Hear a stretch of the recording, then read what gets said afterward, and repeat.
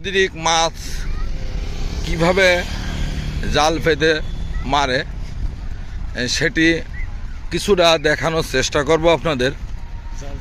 সামনে দেখতে পাচ্ছেন অনেক মানুষ, এরা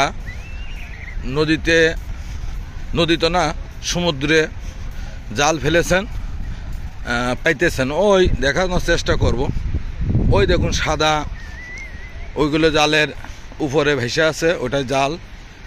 আর এখানে ইনারা টানছে, এই যে এই ভাইরা আস্তে আস্তে করে টানছে। হ্যাঁ, এরা সবাই জাল টানছে অনেক পরিশ্রম করে আর মাছ মারার জন্য। এটা পাচ্ছ কখনো ভাই? না মানে এটা জাল পাতিলে কখনো? এখন আবার এখন উঠাই ফেলছো? ও সাথে সাথে কত সময় লাগতে পারে ওটাতে? 1.5 ঘন্টা না? দেখেন কত পরিশ্রম করে মানুষ, নদীর পাড়ের মানুষ বেঁচে থাকার জন্য। বেঁচে থাকার জন্য তারা কত পরিশ্রম করেন, করে এতে দুটো পয়সা ইনকাম করেন। এই দেখুন এইভাবে রশি দিয়ে, এই রশিটা চলে গেছে এইভাবে। ওই জাহাজটা দেখা যাচ্ছে, ওর পাশ দিয়ে সাদা সাদা দেখা যাচ্ছে, ওইগুলোই জালের মূল। এটা উঠাইতে অনেক সময় লাগবে, 1-2 ঘন্টা লাগবে। আমি যেহেতু এখানে ভ্রমণ করতে আসছি, সেহেতু অত সময় হয়তো থাকা সম্ভব না। তবে আমি যতটুকু সম্ভব আপনাদের এখান থেকে দেখানোর চেষ্টা করছি। এটা আমাদের বাংলাদেশের সেন্ট মার্টিন দ্বীপের বিচ। এই দেখুন সেই বিচটা।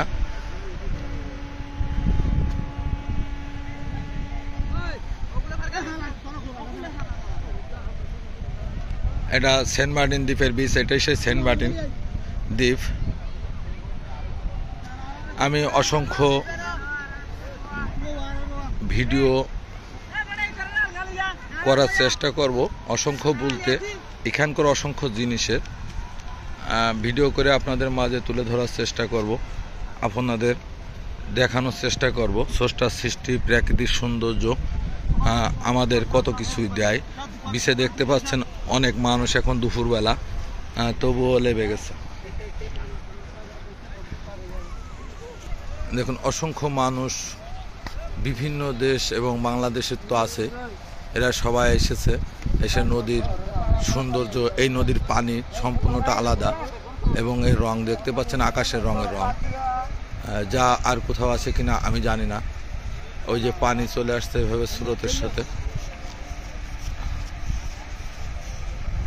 খুবই সুন্দর একটি জায়গা বা স্থান, আপনারা সবাই আসবেন।